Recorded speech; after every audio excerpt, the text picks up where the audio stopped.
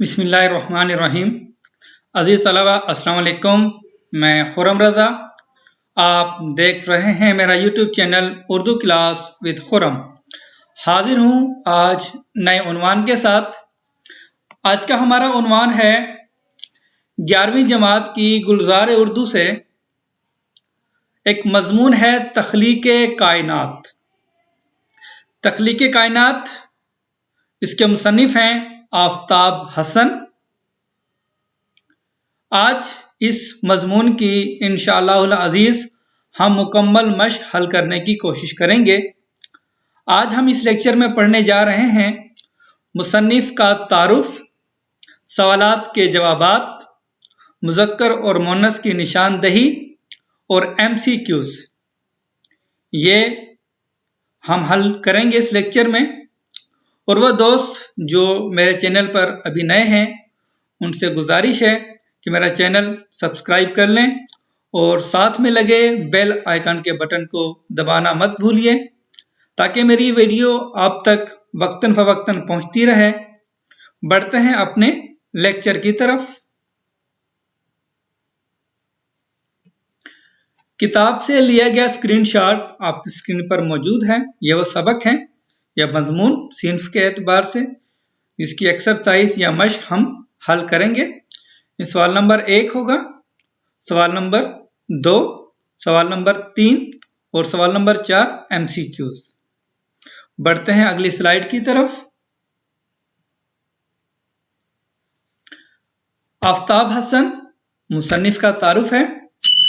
Major Aftab Hasan 16 सितंबर 1909 ईस्वी को बिहार हिंदुस्तान में पैदा हुआ है। ठीक है, ये लफ्ज बिहार है, बहार नहीं है।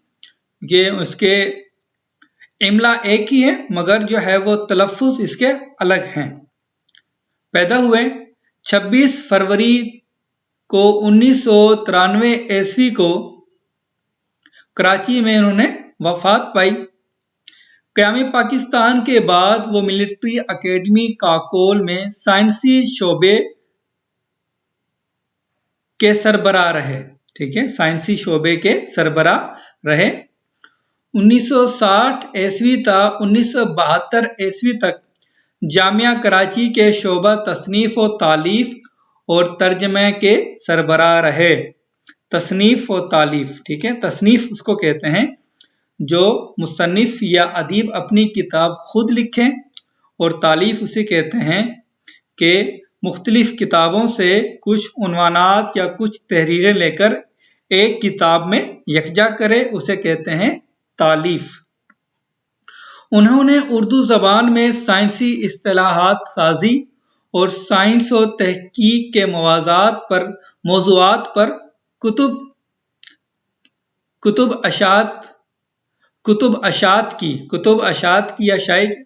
कुतुब अशात के लिए या शाये की उन्होंने निहायत अहम और काबिल ज़िक्र काम है। यहाँ पर थोड़े से जुमले की तरतीब गलत हो गई। ठीक है, मौज़ूआत पर कुतुब अशात की या शाये करवाई, और ये उनका ये एक काबिल ज़िक्र काम है। ठीक है, उनके लिए निहायत अहम है और उनके लिए जी ये जुमला मैंने दुरुस्त कर दिया है।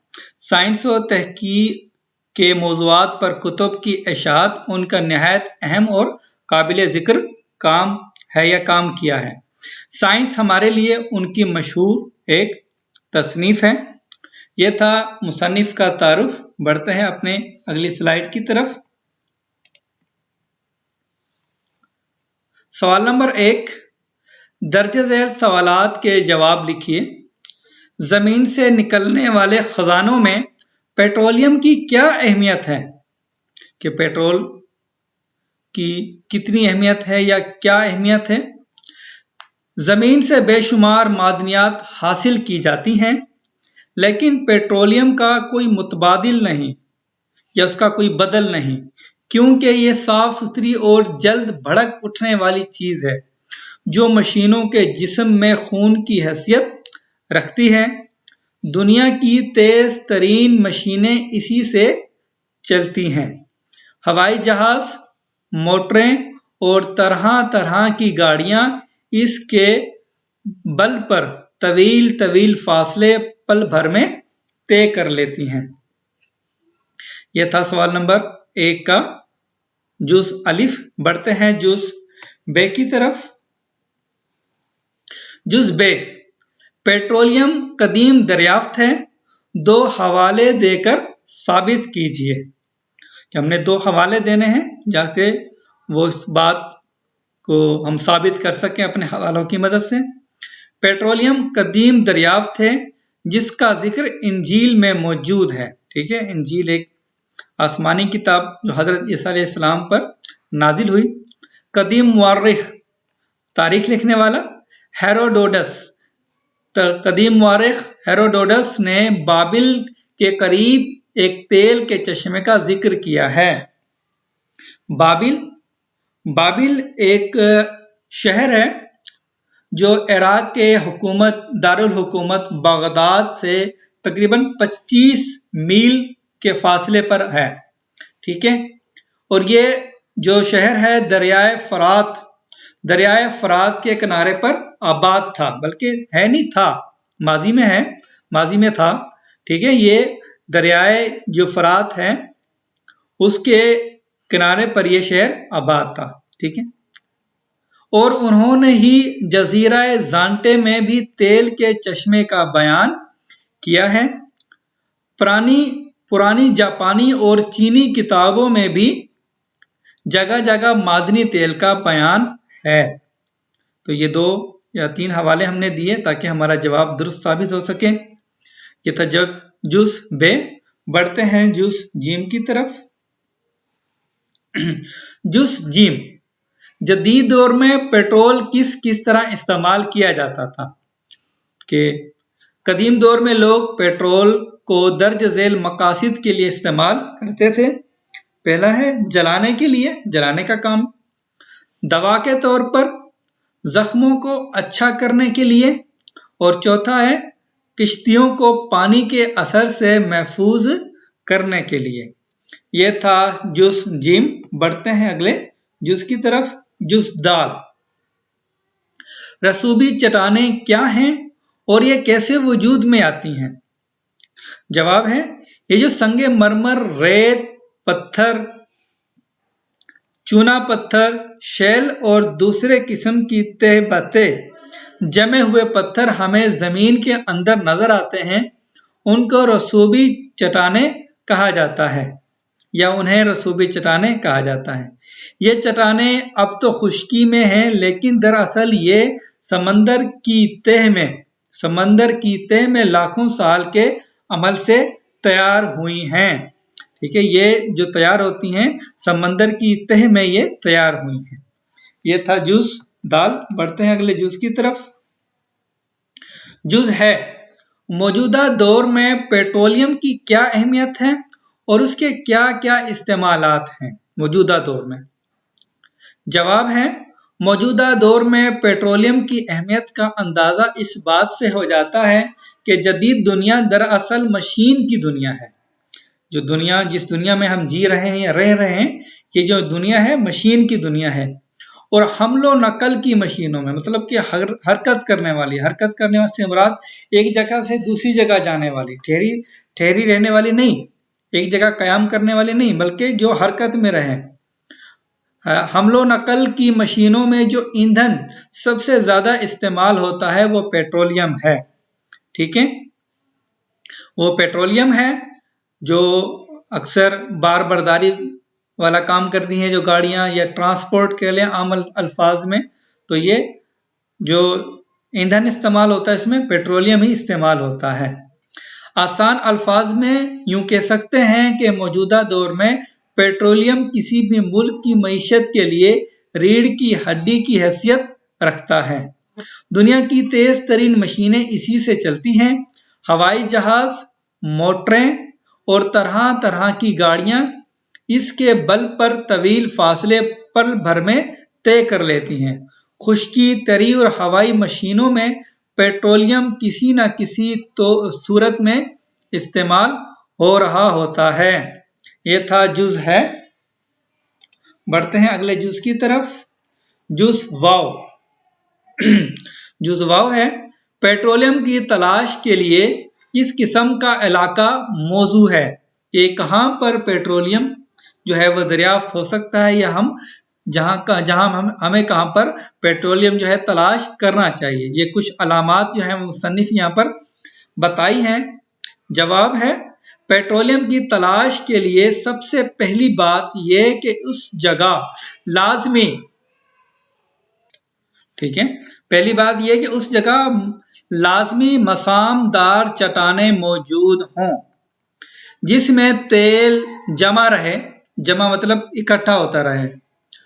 دوسری ضروری چیز یہ کہ ایک غیر مسام دار چٹان ہو جو مسام دار تہہ کے اوپر ہو اور تیل کو محفوظ رکھ سکے۔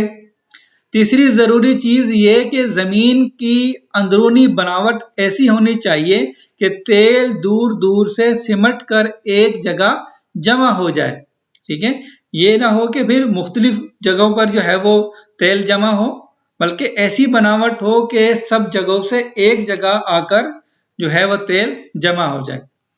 چوتھی اور سب سے ضروری چیز یہ کہ ایسا ماخذ ہونا چاہیے جس سے تیل نکل سکے، یا اس کا ذریعہ ایسا ہو کہ جس کے ذریعے ہم تیل جو ہے وہ زمین کے اندر سے نکال سکیں۔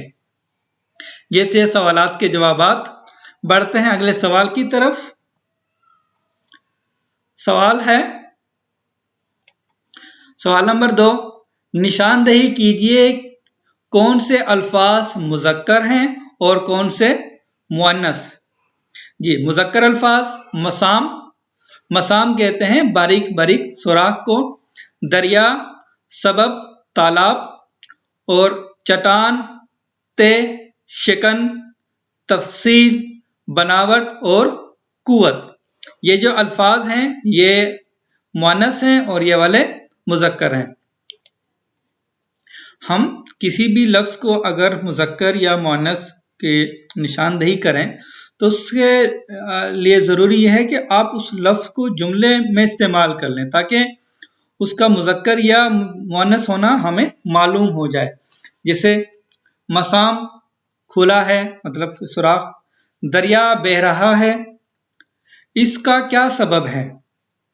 تالاب بڑا ہے، ہم تالاب بڑی تو نہیں بولتے، تاکہ جملوں میں جب الفاظ استعمال ہوں گے تو اس کا مذکر ہونا یا مؤنث ہونا ظاہر ہو جائے گا۔